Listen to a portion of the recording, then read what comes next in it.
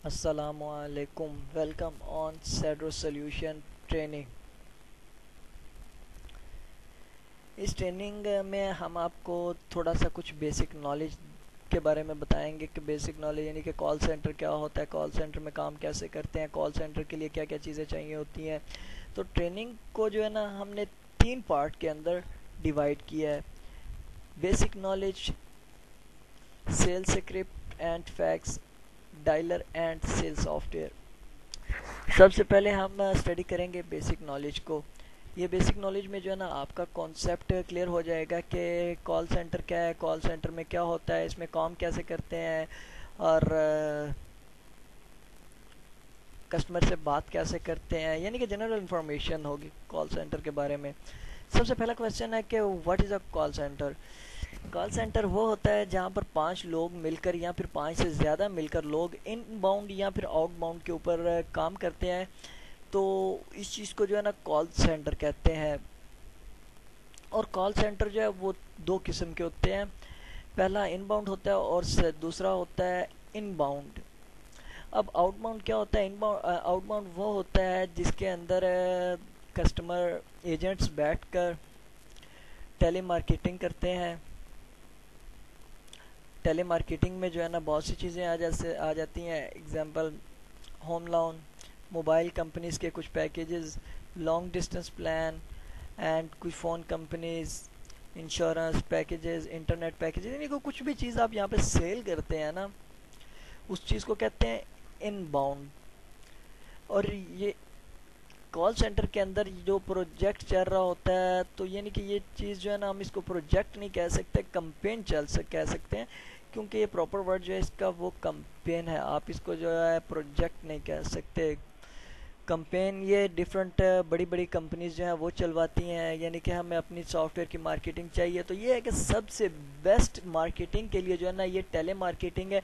आपने देखी होंगी मार्केटिंग्स जो है ना वो अखबार के ऊपर भी होती हैं और टीवीज़ के ऊपर, रेडियो के ऊपर, यानी कि सिर्फ हर चीज़ के ऊपर जो है ना मार्केटिंग होती है। लोग वैसे पोस्टर या बैनर्स वगैरह बाहर लगा देते हैं, पैम्फलेट वगैरह। मगर ये सबसे बेस्ट जिसको कहा जाता है वो टेली मार्केटिंग होती है। तो टेली मार्केटिंग के अंदर 2 तरह के लोग होते हैं, एक CSR होता है, दूसरा TSR होता है। CSR as a stand for a customer support representative और customer sales representative. TSR stand for a telemarketing sales representative. CSR और TSR also known as a agent, लेकिन जो प्रॉपर वर्ड है इसका वो TSR एंड CSR है। अब second आता है इनबाउंड क्या है। इनबाउंड वो है कि जहाँ पर आप कस्टमर को सपोर्ट देते हैं, किसी भी किस्म की उसकी हेल्प करते हैं, जैसा कि ये टेक्निकल सपोर्ट हो गया। कोई अगर आपका बैंक है तो बैंक के अंदर यानी कि जो होती हैं हेल्पर बैठे होते हैं वो हो गए। मोबाइल कंपनीज़ के अंदर जो यानी कि कॉल सेंटर के अंदर बैठे होते हैं हेल्प करने के लिए, किसी चीज़ को हमको जो है ना कस्टमर के साथ प्रॉब्लम आ रहा है तो वो इनबाउंड के ऊपर जो है ना कॉल करके इन्फॉर्मेशन लेते हैं। यानी कि इनबाउंड के ऊपर हम कोई चीज़ सेल नहीं कर सकते। ये कुछ थोड़ा सा बेसिक नॉलेज है कि call centre India, Pakistan, Philippine, America, Canada, इनका रिलेशन क्या है। पहला कॉल सेंटर जो है वो 1970 में USA में बना था और ये कुछ अरसे के बाद इसकी थोड़ी डिमांड हुई। ये फिर थोड़ा और चला, यानी कि इसी तरह फिर जो है ना आहिस्ता आहिस्ता आहिस्ता कॉल सेंटर्स का जो है ना डिमांड बहुत सारी होती गई। तो ये इसी तरह फिर आहिस्ता आहिस्ता इसकी डिमांड बढ़ती गई, यानी कि और भी तमाम कंट्रीज़ में अब तो कॉल सेंटर है। पहले तो ये सिर्फ और सिर्फ नॉर्थ अमेरिका में थे, ये साउथ एशिया या यूरोप में नहीं थे। लेकिन यह है कि अब अमेरिका और कनाडा के अंदर कोई कॉल सेंटर नहीं है। जितने भी कॉल सेंटर है वो तमाम के तमाम साउथ एशिया में है। साउथ एशिया में क्यों है? अमेरिका में इसलिए नहीं है क्योंकि वहाँ पर वो उन लोगों को जो है ना एक CSR या फिर TSR को वो $2000 पे करते हैं मंथली, जो कि पाकिस्तानी हमारे बन जाते हैं 1,20,000 रुपया। मगर यह है कि अब साउथ एशिया में इतनी खैर कोई भी तनख्वाह नहीं दे सकता इतने छोटे से काम के लिए। तो ये है कि स्टैंडर्ड इसकी सैलरी होती है 20,000 रुपये, जो कि एक नॉर्मली पाकिस्तानी बंदा कमा सकता है। तो ये है कि ये बंदे लोग जो है ना अमेरिकन, वो अपने 1 लाख रुपया बचा रहे हैं एक बंदे से।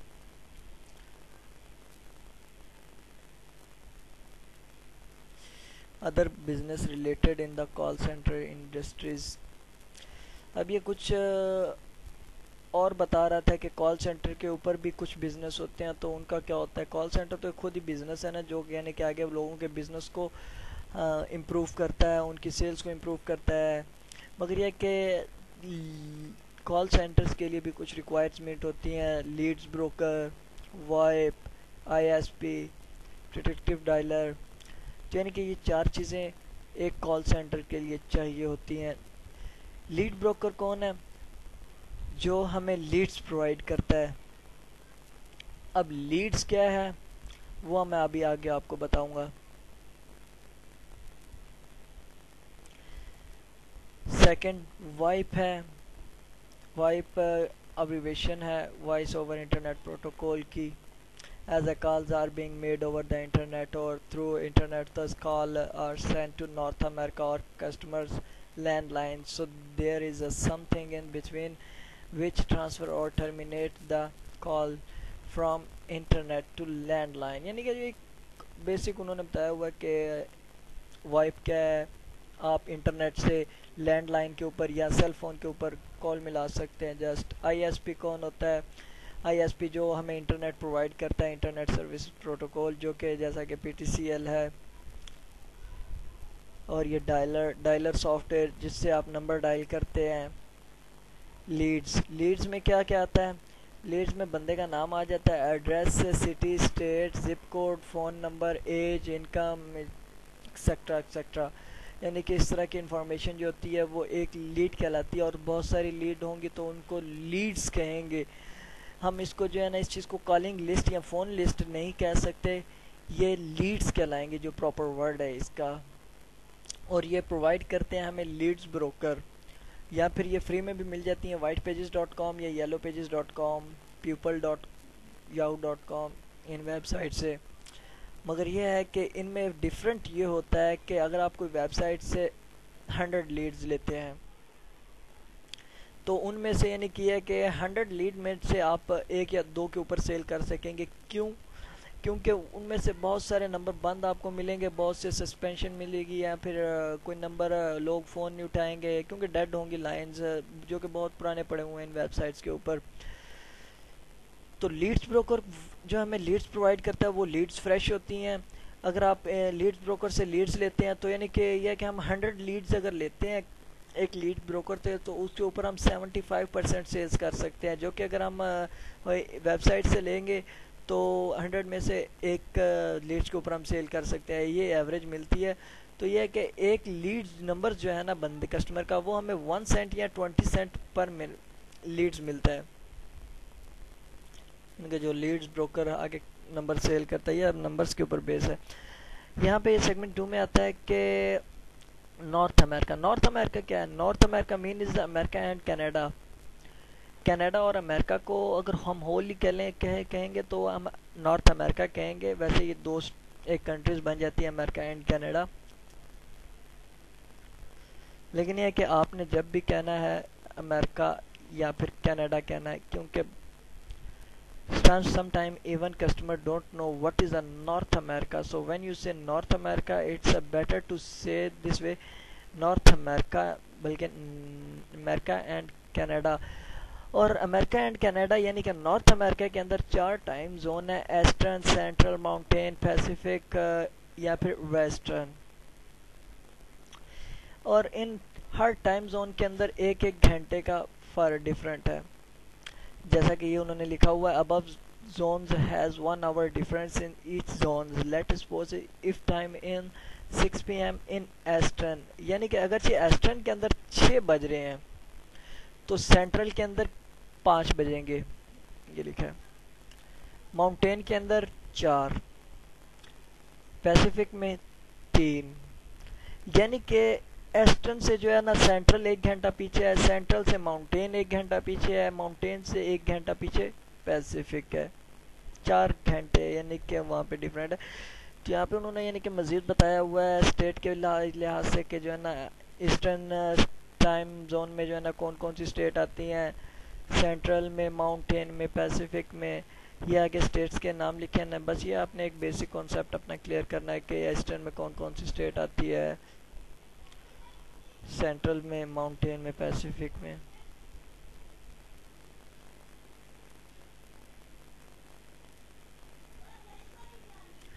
General information related to campaign province in Canada and state in USA. यानी कि वो कह रहा है कि नॉर्थ अमेरिका के अंदर टोटली 52 स्टेट हैं और हर स्टेट का जो है ना जिप और पोस्टल कोड होते हैं। जिप कोड का जो वर्ड है वो सिर्फ अमेरिका में यूज़ होता है, पोस्टल कोड जो है वो सिर्फ कनाडा में यूज़ होता है। यानी कि अगर आप कनाडा में कहेंगे तो पोस्टल कोड कहेंगे, जिप कोड कहेंगे तो फिर अमेरिका में कहेंगे। और आपने अपने पीसी का जो टाइम जोन है वो आपने ईस्टर्न स्टैंडर्ड टाइम जोन रखना है, यानी कि पाकिस्तान से 9 घंटे पीछे जो है ना ईस्टर्न स्टैंडर्ड टाइम जोन बनता है आपका। और यहाँ पर जो है ना एक वहाँ नॉर्थ अमेरिका में ये बात है, वहाँ का एक रूल है कि 9 बजे के रात के 9 बजे के बाद आप किसी भी पर्सन को कॉल नहीं कर सकते एज अ टेली मार्केटिंग के लिए।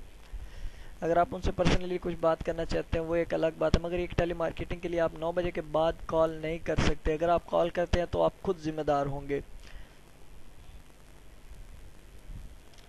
और बेसिकली यानी कि जो शिफ्ट स्टार्ट होती है ना, जो मोस्टली शिफ्ट स्टार्ट होती है वो 3 पीएम से 3 पीएम से दोपहर के 3 बजे से लेकर ईस्टर्न टाइम जोन के मुताबिक रात 9 बजे तक रहती है।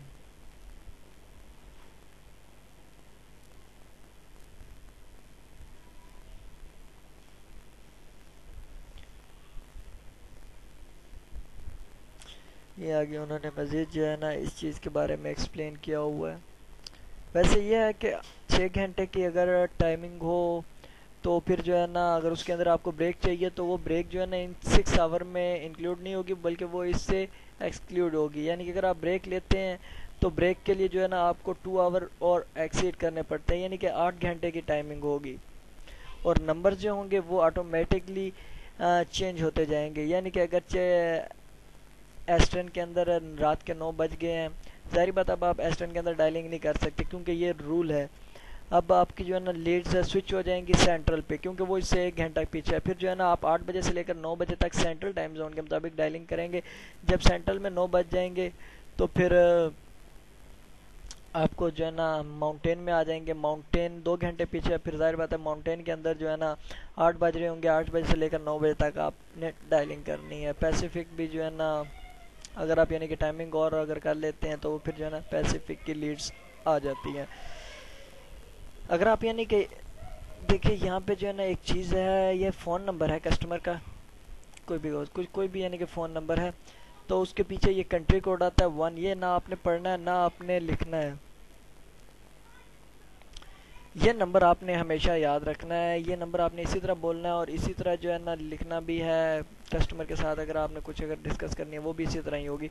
तो ये नंबर्स टोटल 10 होते हैं। ये पहले 3 डिजिट जो होते हैं ये एरिया कोड होते हैं, उसके बाद ये आ जाता है आपका नंबर। ये तमाम नंबर आ गया, ये एरिया कोड आ गया। जैसा कि एरिया कोड सिटी के हिस्से लिहाज से होता है, तो यह है कि अगर एक सिटी का ये है तो दूसरी सिटी का कोई और एरिया कोड होगा। तो ये आगे नंबर जो होते हैं ये टोटल 7 डिजिट में नंबर होता है। और ये आपने पढ़ना किस अंदाज से है, 416, उसके बाद थोड़ा सा आपने रुकना है, उसके बाद फिर आपने 840 और फिर 4432, यानी कि इस तरह आपने एक उसका सीक्वेंस बनाना है कि पहले आपने 3 डिजिट बोलने हैं, फिर आपने 3 डिजिट बोलने हैं, फिर आपने 4 डिजिट बोलने हैं। Need to dial 1 before dialing, ये जस्ट आपने जब डायल करेंगे ना नंबर तब आपने 1 डायल करना है साथ में, अदरवाइज आपने नंबर लिखना है बोलना है वो इसी फॉर्मेट में आप लिखेंगे।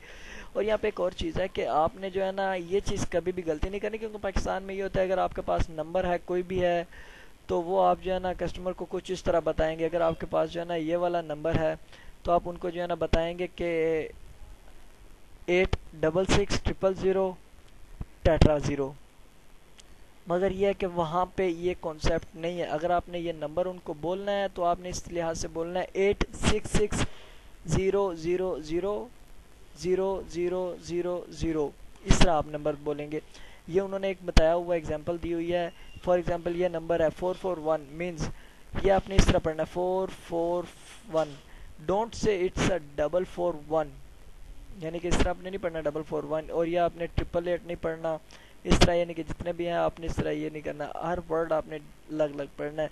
इसी तरह ये आप जो है ना वर्ड्स में आ जाते हैं अल्फ़ा में, तो उसके अंदर भी आपने इसी तरह यही सीक्वेंस अपना रखना है। अगर किल लिखा हुआ है तो KILL नहीं कहना आपने, KILL, यानी कि इस तरह आपने पढ़ना है। इस तरह आपने नहीं कहना कि लास्ट में LL आता है।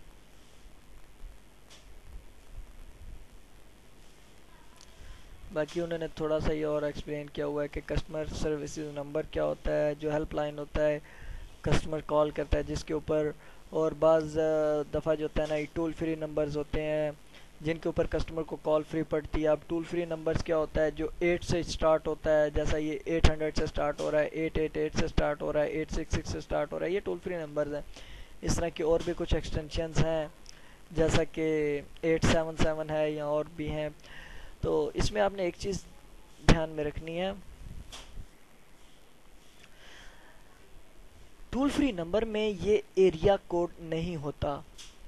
मतलब ये एरिया कोड नहीं है 866, ये एरिया कोड नहीं है। वैसे अगर दूसरे नंबर हैं तो उसके अंदर जो है ना ये एरिया कोड आता है, जैसा कि ये 416 इज़ एरिया कोड। मगर ये है कि टोल फ्री नंबर में ये एरिया कोड नहीं है। और ये एक और मिस्टेक मोस्टली जो है ना कस्टमर लोग करते हैं, एजेंट्स, के लिखने में जो है ना इस तरह लिख देते हैं। मतलब आपने लिखना है जी $139, $139, तो ये आप इस तरह कुछ लिख देंगे $139। तो ये है कि अगर आप न्यूमेरिकली लिखेंगे, न्यूमेरिकली आपने जो है ना पहले डॉलर साइन डालना है, उसके बाद आपने न्यूमेरिक्स वर्ड लिखने हैं, डिजिट लिखने हैं। तो अगर आप यानी कि इसको वर्डली लिखना चाहते हैं तो आप इस तरह भी इसको जो है ना स्टडी कर सकते हैं, या फिर लिख सकते हैं $139, यानी कि इस तरह आप स्टडी करेंगे। पढ़ना है तो आपने इस तरह पढ़ना है इस सीक्वेंस से, और अगर आपने लिखना है तो इस सीक्वेंस से लिखना है।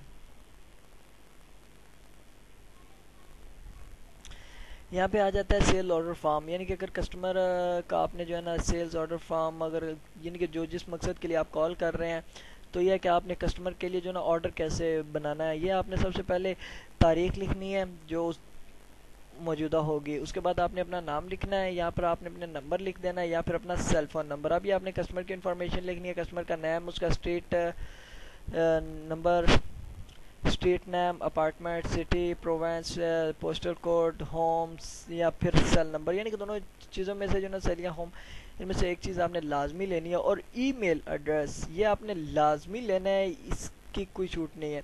और ये एरिया कोड बेशक आप रहने दें, एग्जिस्टिंग नंबर को भी आप बेशक रहने दें। और पेमेंट मेथड जो होते हैं ना मोस्टली ये 3 ही होते हैं, credit card, PayPal, check.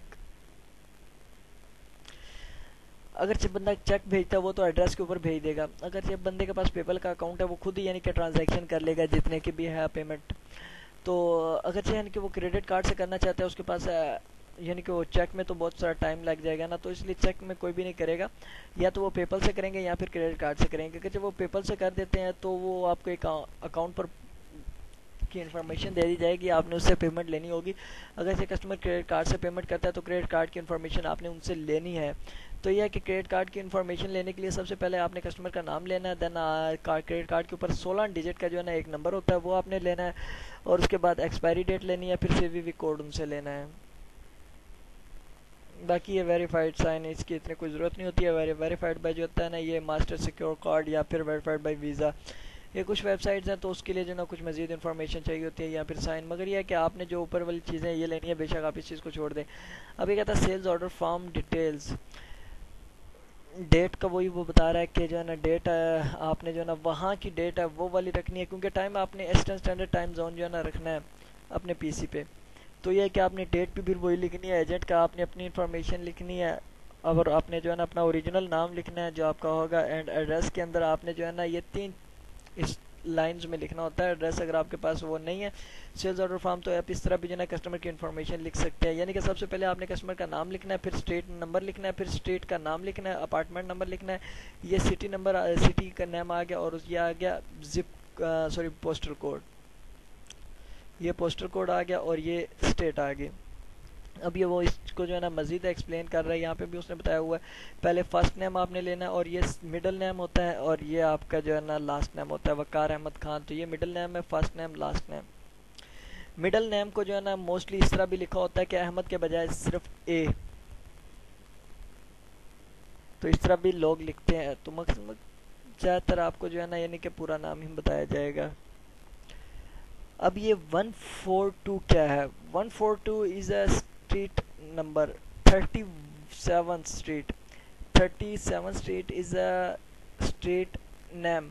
Remember again, ये स्ट्रीट का नाम है, ये स्ट्रीट का नंबर नहीं है 37। और ये उसके बाद जो है ना उसका अपार्टमेंट नंबर या यूनिट नंबर या फिर जो है ना स्वीट नंबर जो भी है वो आपने लेना होता है। और फिर सिटी आपने लेनी है, फिर उनसे आप जो है ना स्टेट लेंगे। स्टेट के अगर आप शॉर्ट फॉर्म इसी तरह लिख देते हैं जैसे ON एज ए ऑन्टेरियो, तो इस तरह अगर आप ले लें ज़्यादा बेहतर है। और फिर ये ज़िप कोड आ जाता है। अमेरिका के अंदर जो ज़िप कोड्स हैं वो बेसिकली जो है ना न्यूमेरिकली होते हैं और वो 5 डिजिट्स में होते हैं। फॉर एग्ज़ाम्पल ये इलिनॉइस का जो है ना ज़िप कोड है,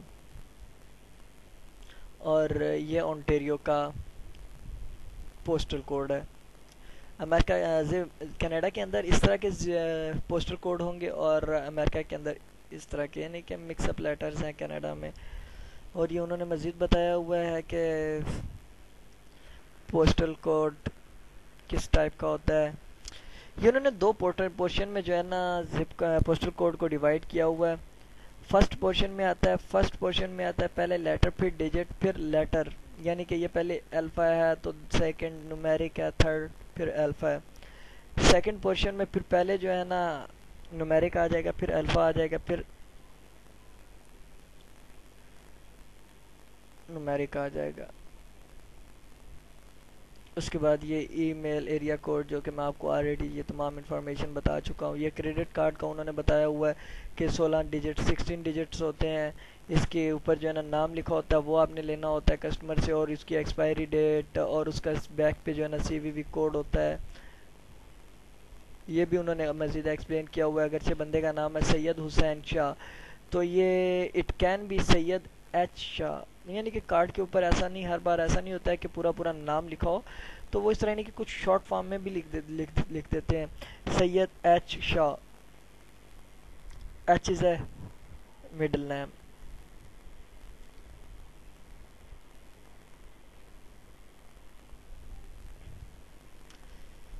ये जो है ना क्रेडिट कार्ड को मज़ीद एक्सप्लेन कर रहे हैं। क्रेडिट कार्ड 16 डिजिट का होता है, इसके 4 सेट्स होते हैं, और हर सेट्स के अंदर 4 डिजिट होते हैं, 4 डिजिट।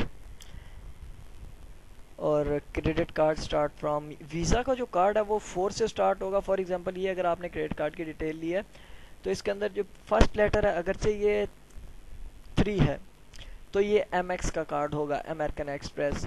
अगर से ये 4 से स्टार्ट हो रहा है देन ये वीज़ा होगा। अगर ये 5 से स्टार्ट हो रहा है फिर ये मास्टर कार्ड होगा। अगर ये 6 से स्टार्ट हो रहा है तो फिर ये डिस्कवर होगा। ये visa card, master card, discover card, ये तीनों एक ही तरह के कार्ड हैं, मतलब इनमें कोई डिफरेंस नहीं है। सब में जो है ना 16 डिजिट के नंबर्स होते हैं, नाम होता है, और CVV कोड होता है 3 डिजिट का। Credit card verification code 3 digit का होता है, और ये CVV कोड जो होता है ये कार्ड की बैक साइड पे होता है।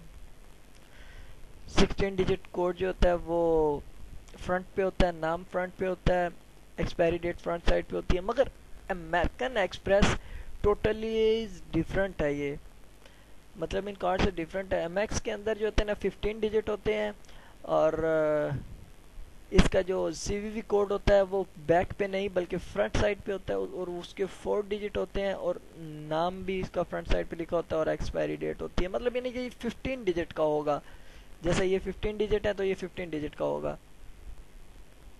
16 डिजिट के बाकी ये 3 कार्ड है, वीज़ा, मास्टर, डिस्कवर। और बाकी उन्होंने जो है ना ये मज़ीद एक्सप्लेन किया हुआ है। ये कुछ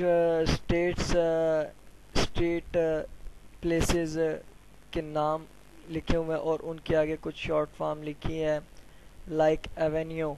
एवेन्यू को भी हम जो है ना AV लिखेंगे। अगरचे फ्रेंच लैंग्वेज जो होती है वो कनाडा में यूज़ होती है, तो फ्रेंच के लिए जो है ना AV भी लिख सकते हैं। वैसे अगर आप AVE लिख लेते हैं वो भी बेस्ट है, कुछ फ़र्क नहीं पड़ता। बाकी उन्होंने जो है ना कुछ cities, state, major cities of Canada, Australia, USA, यानी कि उन तमाम के नाम लिखे हुए हैं। और बाकी उन्होंने जो है ना फिर वही चीज़ बताई है कि जैसा कि ये 778 आपने नहीं पढ़ना, इसको 778 पढ़ना, डोंट से इट्स अ 778। और ये $139 का वही जो आपको मैं थोड़े से, और इसके अंदर ये ना कुछ 61 क्वेश्चन है, तो ये आपने इनको जो है ना थोड़ा सा पढ़ लेना है। ये सारा का सारा आपने पढ़ना है। इसमें से जो है ना मैं आपसे कुछ क्वेश्चन करूँगा जिनके आपको आंसर देने पड़ेंगे। अगर आप आंसर नहीं देंगे तो आपको जो है ना ये सारा का सारा अगेन स्टडी करना होगा। जब तक आपको जो है ना इसका कॉन्सेप्ट क्लियर नहीं होगा तब तक ये आपको स्टडी करना पड़ेगा। इसलिए जो है ना आप इसका जितना भी मैंने आपको एक्सप्लेन किया ये तमाम नॉलेज आपके अंदर होना चाहिए। बेसिक नॉलेज हमने कर लिया पार्ट 1 में। सेकंड पार्ट होता है सेल्स स्क्रिप्ट, थर्ड पार्ट होता है dialer and sales software. Sales script वो होता है जो कि एक आपका एक कॉन्सेप्ट बन जाता है कि यानी कि अगर आपने कुछ चीज़ सेल करनी है, फॉर एग्जांपल आपने जो है ना एक लैपटॉप सेल करना है, आप कस्टमर को कॉल करते हैं, हाँ भैया हमारे पास लैपटॉप है डेल का है, उसके अंदर ये फीचर्स हैं, अगर आप कोई एग्जिस्टिंग यूज़ कर रहे हैं तो उससे यानी कि हमारा बेटर है, या फिर हमारा अगर नुकसान में है। अब तो 3G आ गया ना, तो यह है कि आप यानी कि किसी भी चीज़ से किसी भी किस्म की अगर कोई मार्केटिंग करते हैं तो उसका एक स्क्रिप्ट होता है जिसको सेल्स स्क्रिप्ट या फैक्स कहते हैं। तो फैक्स के अंदर कुछ क्वेश्चन होते हैं जो कि आपको पता होना चाहिए, वो भी आपको बताया जाएगा। बाकी सब कुछ है ये आगे कंपेन की बात है, जो कंपेन चल रहा है उसके लिहाज से सेल्स स्क्रिप्ट होगा, और आंसर क्वेश्चन भी उसी के लिहाज से होंगे। और थर्ड पार्ट में आता है डायलर और सॉफ्टवेयर, यानी कि जिससे आप नंबर मिलाएंगे, नंबर मिला के आपने बात करनी है, कॉल करनी है, ये थर्ड चीज़ है। बेसिक नॉलेज हमारा क्लियर हो गया। अगर आप यानी कि ये फाइल्स अगर डाउनलोड करना चाहते हैं, इसी यूट्यूब की वीडियो के डिस्क्रिप्शन में डाउनलोडिंग के लिए लिंक दिया गया, आप वहां से डाउनलोड कर सकते हैं। एंड सेल्स स्क्रिप्ट का भी जो है डाउनलोडिंग लिंक आप यहीं से डाउनलोड कर सकते हैं। अगर ये, और बाकी third cheese is software dialer, जिससे आपने कॉल्स मिलानी होती है, तो जब आपको हायर किया जाएगा तब आपको जो ये सॉफ्टवेयर भी डिलीवर कर दिया जाएगा। और आपको एक मोस्ट इम्पॉर्टेंट चीज़ बता देता हूँ कि हमारा जो ये सेडर सॉल्यूशंस है ये ऑनलाइन है, मतलब एक ऑनलाइन कॉल सेंटर है। इसका कोई यानी कि प्लेस नहीं है। हमारा हेड ऑफिस जो है ना I-84 में है, आप हमें इजीली फाइंड कर सकते हैं I-84 में, स्ट्रीट नंबर 94 में। तो लेकिन यह कि काम आपको ऑनलाइन ही करना पड़ेगा, अपने PC के ऊपर, अपने इंटरनेट के ऊपर, अपने घर में। तमाम चीज़ें आपको डिलीवर कर दी जाएंगी। आपका बेसिक नॉलेज क्लियर हो गया।